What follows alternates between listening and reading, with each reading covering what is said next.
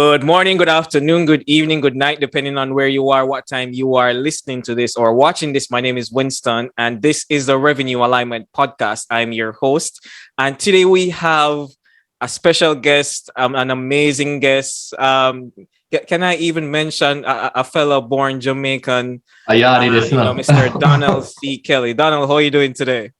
Man, I can't complain, bro. I'm doing all right. I'm doing amazing that I get a chance to be on the show that you had you graced me with you allow me to grace you with my presence and to come and share some insights today. So I appreciate it, man. Thank you.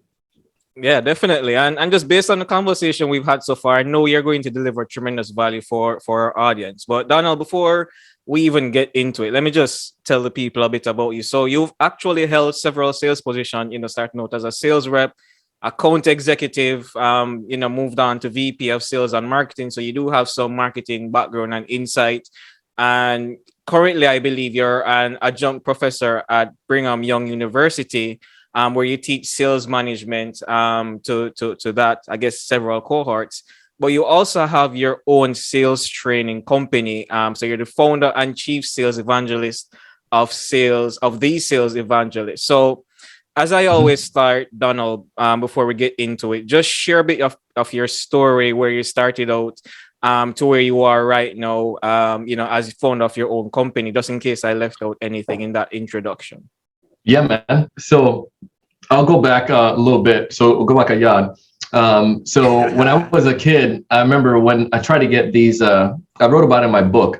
My book is called Sell It Like a Mango, because as you can, people, out selling stuff in Jamaica, right? No matter, what, right. No matter what you're always going to find somebody selling something.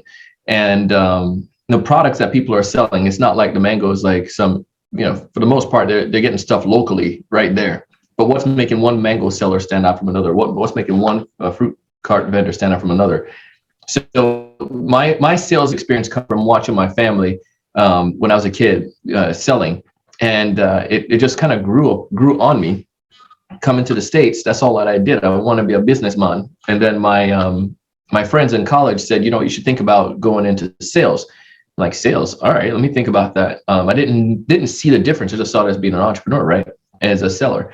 And then they started working out, working in, I think the first one was doing Dish Network over the phone, like getting people to go to Dish Dish Network. And I got into timeshare, selling, appointments. Folks go to a timeshare meeting, and then went into IT training classes. And then I kept growing and just doing other things. Fast forward to in 2015, 2013, I graduated in 2010, and I started going into some bigger sales, and I did manage IT services, and I sold some to nursing homes. We sold a mobile X-ray services, and then eventually going into software sales. And all this time from my college days to eventually getting into software sales, in college was a lot of business to consumer sales. I started doing some B2B, but it wasn't a whole lot. And then, but post it, I started to do a lot more to bigger companies. I had a problem. My difficulty was I didn't know how to sell to large companies comparable to selling to an individual consumer sale. And I went through some training, then I saw a hockey stick in my performance. So it made sense in my mind. I was thinking, man, I wonder how many other new salespeople have the same struggles that I have, or experience the same difficulties that I experienced. So let me think about, sharing some stuff about this. And my buddy was doing podcasting. He said, think about a podcast. And anyways, I started the Sales Evangelist podcast. And right out of the gate, I remember someone hit me up saying, hey, I'm interested in doing some improving my sales. Can you coach me on that? And I had somebody else and a couple of the people. So naturally started to grow little by little, where I was coaching folks. And a business started to grow on the side while I was still doing my software sales job, which I absolutely love and was doing a great with. And then 2015 came. So, 2 years after just doing the podcast, it just made sense financially that there was an opportunity for me to jump ship and to start my own. I didn't really replace my income at that point yet, but I saw the trajectory where it was. And my wife and I, we were talking about it, and, we had brought down debt, and in sales, you make good money. So I was paying off commission, paid off debt and paid off cars and so forth. And we made a decision that it was time for me to jump, and haven't looked back since. And our company is growing right now to pretty decent size. And we have a big trajectory of where we want to get to. But it all came from this idea of doing a podcast as a sales rep. Right. And I just want to touch on that point, stay on that point. Before I even get to that, I want you to tell me, how did it impact your career, whether back then or now as a founder, in terms of getting business? How did starting a podcast actually drive business value for what you were doing? So as a software sales rep, the first part was it gave me credibility, and I was able to leverage it for further growth. So think about this: when I'm reaching out to a prospect, I'm able to tell them, hey, I'm a software sales reps or whatnot, and I would love to interview you for my podcast, and talk to them about getting on my podcast. So I remember I got into this one large organization. This guy was local to South Florida, and in West Palm Beach area. He worked for this pretty big company. He had been mentioned in Forbes 30 under 30. And I saw this on his LinkedIn, and I was like, man, it'd be cool to connect with this guy. So I connected with him, told him I wanted to do a podcast interview. We met for breakfast, and I was able to connect with them. And then he was able to tell us about the pain and the challenges the company was facing at the time. And then we were able to get an appointment and get an opportunity to generate from it. Now, it didn't transition into a sale at that point, but it did teach me, and it opened my eyes to say, holy moly, I was able to sit down with Jason as a direct result of me talking to him about the podcast. And then I started practicing this idea more, leverage the podcast. So again, as a full-time sales rep, leveraging a podcast to be able to make the introduction, to break through all the other sales rep, get past what everyone else was doing, and to stand out. And it was mind-blowing for me. So with my own business now, our team practices that same concept. So about a third of the people we bring on a podcast most of the people we interview are sales leaders or they're individual sales reps. So they potentially could be clients, but some of them are not. They could be competitors because they teach sales as well, and they're experts in their field. However, when my team is talking to some of these sales reps and sales leaders, and they may not necessarily be ready yet, we hit them up, say, hey, would you ever be interested in jumping on a Zoom meeting, a Facebook Live, a LinkedIn Live with Donald, or jumping on one of his podcast episodes? And everybody wants to hear themselves on the radio, or be seen on like a webinar, or to be respected in that way. And we're not doing it to be trite. We're doing it with people who could be a good fit and who could benefit our community, as well as there's an opportunity, we feel, to continue to nurture the relationship later on. But the podcast is huge for that. So strategically, you can identify companies that you want to go into and you work with, whether you're in marketing or sales or finance or whatever you're doing. And now that you have identified those companies, you can then double back, and you can say, well, let me see if their marketing director or their sales leaders have been on podcasts before. Could I leverage that and bring them on my podcast? And if they haven't, you can still do that. And then you can talk to them afterwards. They're going to naturally ask, so tell me a little bit more about what you do, Mary. Tell me a little bit more about what you do, James. And then you can tell them, what you do at that point.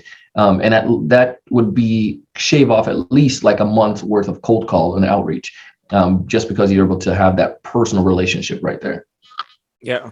And and I love the way how you actually brought that down, because one of the things I'm a big advocate for is, how can marketing and sales align, right, to deliver better results for the company? And I think that's a great example you just gave for a marketer who wants to make the business case to start our podcast, not focusing so much on, hey, if we start this, it can help us to, build brand awareness or get us visibility, or, build our brand sentiment in the market. But strategically, just as you mentioned, this is a doorway that they could use, sort of like a brand activation play, to get into these accounts that they want to get into. So now by the time sales does that outreach, they can say, oh, well, I remember the sales evangelist because I was on that podcast, right? So it brings that brand recognition back into memory for them.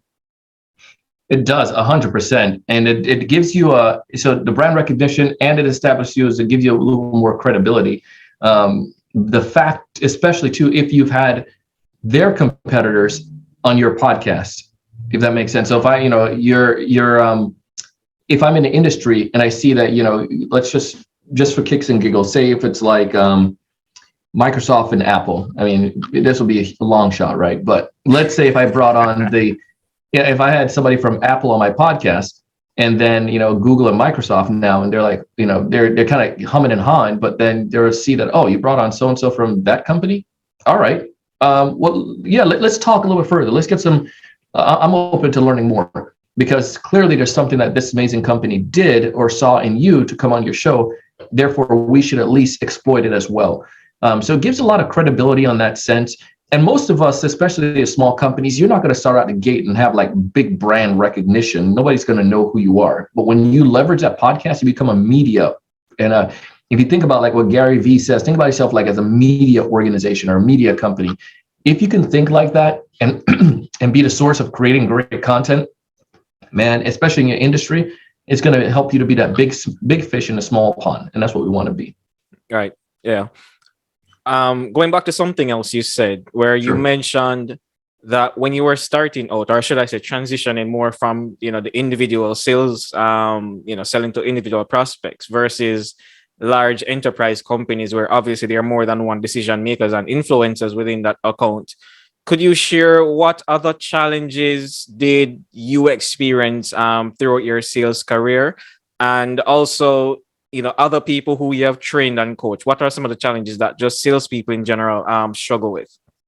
Yeah, one of the biggest pieces that I saw was just the actually breaking in and getting to that individual. Because even more so now than ever, people are really busy, and it's difficult to.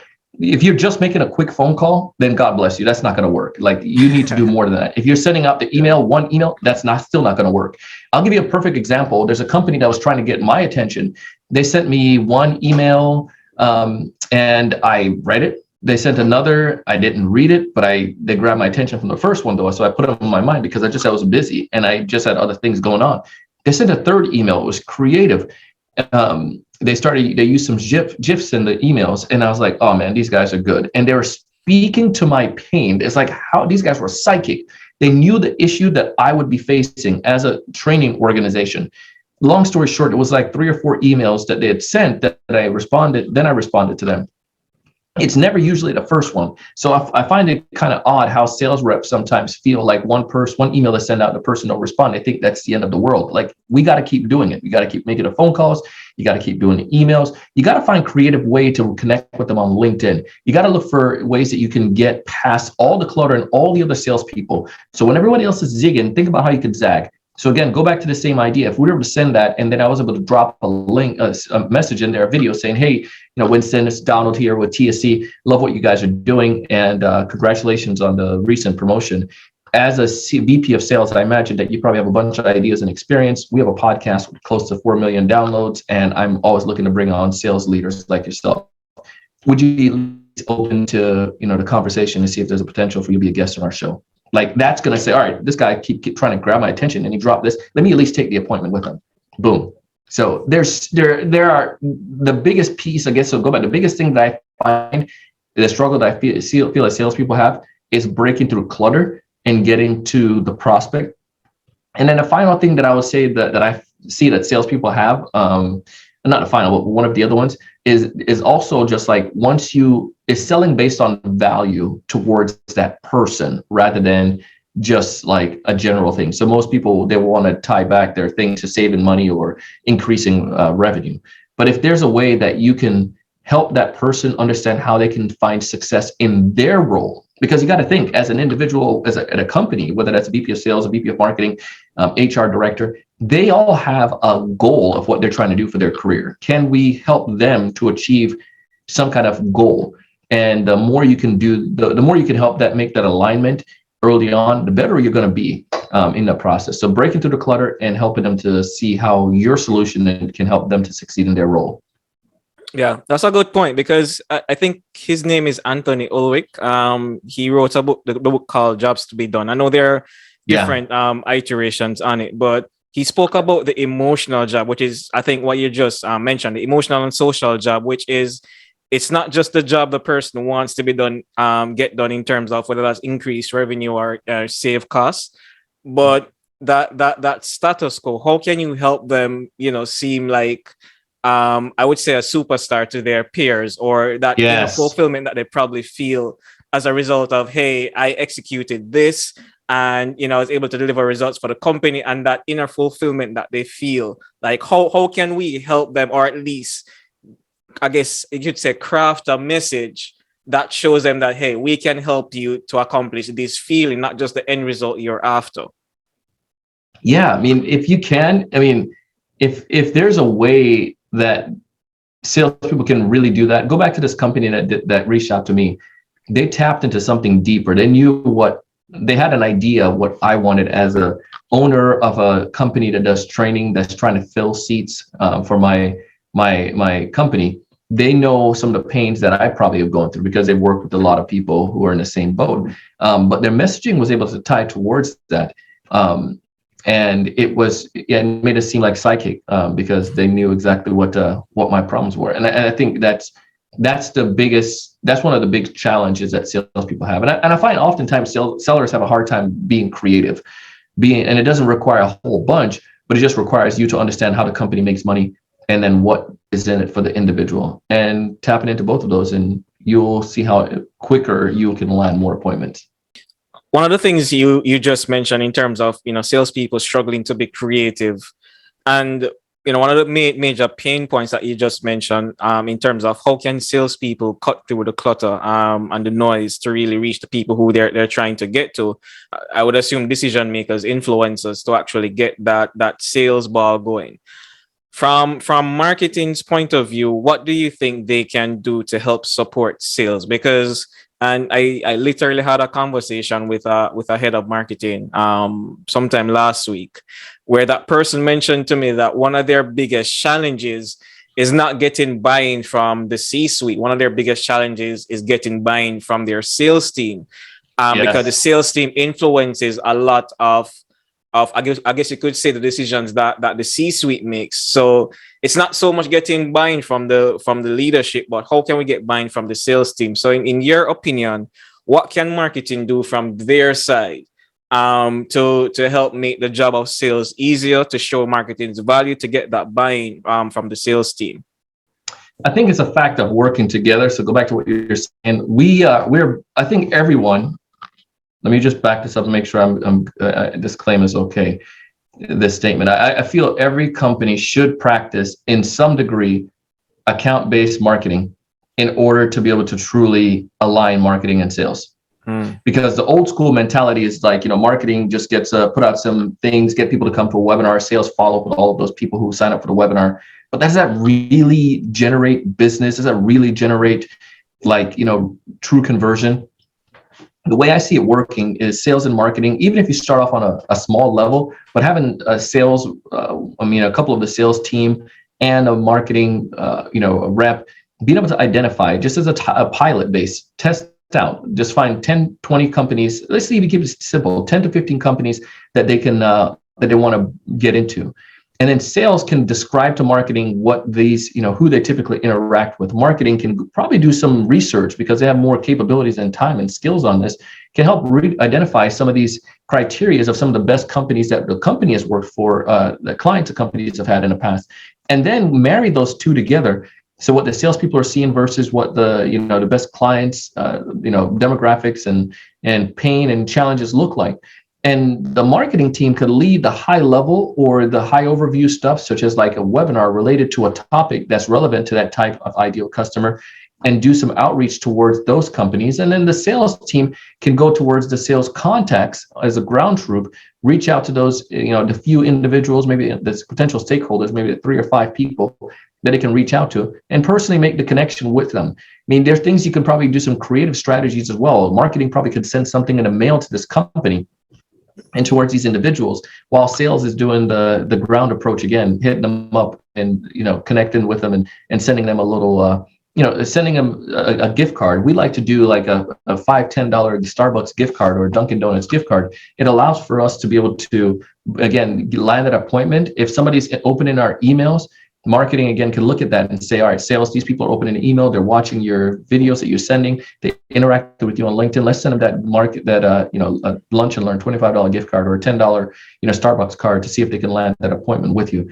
But then now again, that's marketing and sales communicating, strategizing, and working together. If you can do that on a micro level with a small team, like, one or two BDRs or salesperson working with a marketing rep, that could prove to and they can land great appointments and, get bigger stuff. That proves to the executives like this strategy work. And it shows that there's hand in hand working with these two with these two departments that make it seems effective. But again, that's account-based strategy that I feel, account-based selling, account-based marketing, whatever you want to classify it. But that is a great way for the marketing team and the sales team to work together to drive results. Yeah, awesome. And going back to research, because I watched a webinar that you did, which is how we even end up getting connected on LinkedIn. I reached out to you. And you mentioned a tactic, a strategy that you have to actually conduct research. I'm going to allow you to go through it because I'm sure you can explain it better than I can, but I absolutely loved it. Share with us that tactic that marketing could actually use to do research to identify I guess how to do the messaging and positioning and so on. I want to make sure it's the right one. Was it a 3x3 strategy? To be honest, I don't remember what it was called, but let me just give some context. It was one where you were looking at the competitors' case studies to get the insight. Yep. Yeah. So the way that this works too. So let's say you work for, because I did it. And again, I get it from salespeople that say, our company don't have jack diddly squat. We don't know anything. We don't have a whole bunch. So it's going to be hard for us to be able to compete, blah, blah, blah. So what I tell them is like, your company may not necessarily have a case in that area. Your company may not have done a whole lot, but find a company that does the same thing that you do. So let's just keep it very simple. Let's say we do car wash. I have a car wash. You have a car wash. Your company has been around for 5-10 years. You guys have been in all kinds of car wash. You wash luxury cars and, small cars and mini cars and all kinds of stuff. I'm starting off and I'm trying to reach out to these companies to say, we'd love to do your fleet. Well, you do it for a minute. You've been doing it for a while. I can go on your website and you're probably going to have testimonials. Those testimonials, if done right, are tied back to a pain. So your testimonials might say, hey, I've been working with Winston Car Wash. They're fast, they're effective, they keep our stuff clean, and we never have any, it prevents us from having scratch and dings. Our cars look great whenever they go to a client. Boom. Now I can know that what's the pain behind that. If our car has ding, if they have scratches, it is going to affect the way that clients look at us. So now I can reuse that and in my outreach to a client, say, hey, one of the things that we see a lot of our corporate clients are concerned about is their image when their cars pull up to pick up their clients. And most of the car washes out there use bristle brushes or hard brushes that's going to scratch them. We promise with the waxing and the things that we do that you're never going to see any of that. And I'd love to show you or give you a quick demo how we do this or give you some information. Now, our company can do the same thing, but I just don't have the case study to understand the pain. That's going to that's going to save me time instead of saying years of research rather than saying, hey, I can help you to have nice, clean cars. I'm speaking towards the micro pain. And let's say if you did have a case study, let's say it's a little bit more complex. It's a B2B company, it's a software company, and you have a case study of how your IT director was able to, shave off 3 hours of time because they were able to implement the solution. Like, this is amazing now. I can take that same idea and use that same messaging. I can say, hey, Winston, this is Donald with TSE. The reason I'm reaching out to you is because of blankety blank. I noticed that as IT director, you're probably getting a bunch of time, pulled from your team to do blah, blah, blah. If we could show you how we could shave off 3 hours of that time without, 2 to 3 hours without you spending any much more, would you be open to hearing how that works? Great. But I'm using the case study from my competitor's website. I'm speaking to the pain that they have, and then I'm utilizing that in my messaging and my outreach. It's brilliant. It's simple. It works. Now everyone's going to be hitting up their competitor's site and finding good case studies. No, it was a brilliant strategy, and I mean, I even mentioned to you that I definitely need to steal this one. And I think what you just described in terms of how the messaging works, because I actually went through your free sales course, which free plug here. I recommend whether you're a marketer, whether you're a sales professional, whether you're a freelancer doing your own thing, I definitely recommend you go on Donald's website. I'm sure he will give you the URL to do that. But a part of the course is where you talk about the irresistible value message, which I think you just kind of touched on just now. So let's talk about the how to, like from a marketing standpoint. I know sales could do it too, but as you said, sales may not have the time to sit down and do the type of research necessary to craft these messages. How could marketing use, for example, it doesn't necessarily have to be email, but some sort of, I guess, outreach process, sequence, using an irresistible value message, to whether craft an email, probably maybe even a series of LinkedIn posts, a video series that they might, send out to a few prospects that they have. How can they incorporate that value message to ensure that it actually resonates and sticks and stands out from what everyone else is doing? Yeah, a great point. There's something that marketing can do easily is instead of writing the trying to make sure I use my adjectives, the right adjectives here, the not so good post that they are putting on LinkedIn. What if they were able to change the way that they write the posts that they have on LinkedIn on the company's webpage? Instead of just saying, hey, read our latest blog. Hey, go check out this.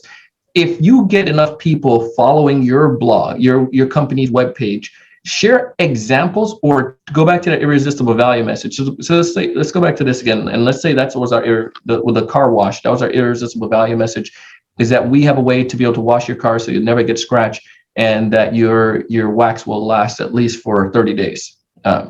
Great. This is awesome. Your car is going to look shiny for those 30 days and you're not going to be scratched. So if that's the case, I would then, instead of me telling people and saying, go to my website and read about it, I would create a post around that, or maybe have like a picture of a car, like a side by side, and say car without, XYZ service and cars with XYZ service.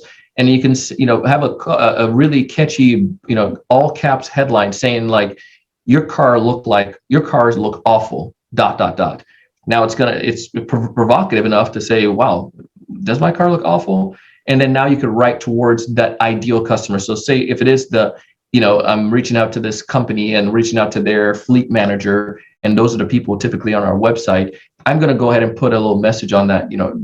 If your clients are going to looking at your cars, or if your cars look anything, tell me if this sounds like you. You have a fleet of vehicles and a bunch of them, brand new cars, but you take them to get cleaned, and all of a sudden you see that you have scratches on them. The company, when you go back and ask them to say they know nothing about it, your clients, you try to cover it up, and when you go to clients' meetings, it just doesn't gliss right. It just doesn't glycerin right, or whatever, shine, sparkle right. Right. And you're, it seems like your resale value drops significantly. We know the exact same pain. We've been there, and most of our clients have been in the same shoe.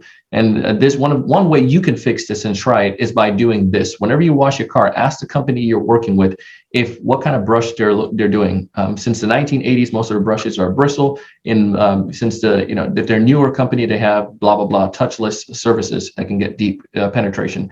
I would love to, and you can say check it out, so you can see an example in the pictures down below of what that would look like. I'd love to hear from you guys. What are you doing right now to make sure you prevent scratches in your car? But this is marketing doing that.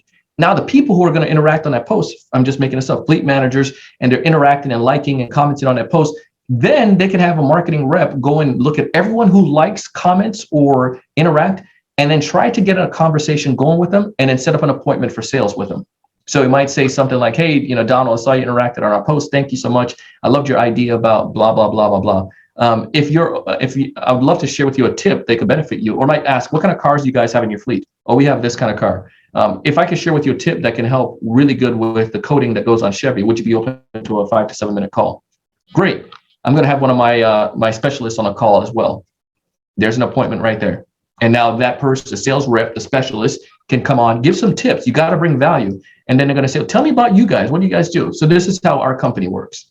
But that's how I feel that marketing can take that irresistible value message, take part of that process, try to get that conversation going, and bring sales in to come have really good interaction. But marketing can do all of that interactive stuff.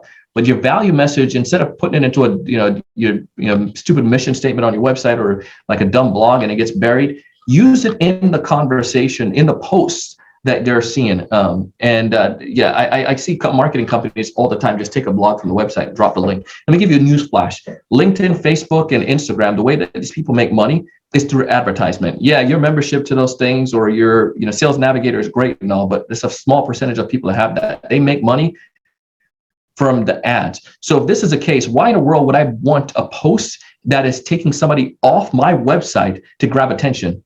No way. So if you're taking your external link from your blog and putting it on LinkedIn and telling people to go look at it, I want you to see the difference in that interaction compared to something you do natively on LinkedIn. You're welcome. So anyways. Awesome. Donald, in closing, so the theme or the idea for this podcast is, educating marketers on how to prove their value at a C-suite level. Anything that you can leave with them around the context of that theme, whether, something I didn't ask or probably something that comes to mind to you right now that you can leave us with? I think the biggest side that I would say, if marketing really want to make that impact at the C-suite level, is look beyond. Marketing needs to change the way that they've been perceived. Marketing in the past has been seen as like, we create just awareness and branding and so forth.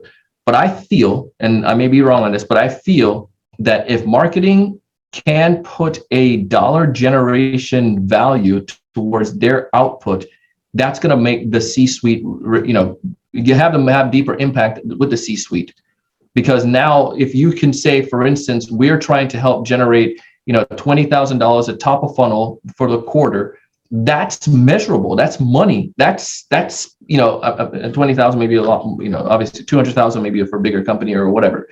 But that makes it so much more effective where sales can come in and do the closing and do the make it happen, rather than marketing saying we provided a bunch of great leads. Like, what does great leads mean? But if you can put a dollar on it, yeah, we provided a bunch of great leads and we got initial interest, worth any, from this level, we met our quota per se of, $200,000 this quarter. Like, all right, marketing is doing some good stuff here. They're bringing things to the table, because if everyone is practicing some kind of ABM strategy, that's what's naturally going to happen. And I think that's the biggest way we can see in it, get marketing to have a bigger impact with the C-suite. Marketing director is going to hit me up now and yell at me. So anyway. Donald, wow, this was the time ran by so fast, because I feel like there's, we could probably go for another hour. There's so much value that you could deliver.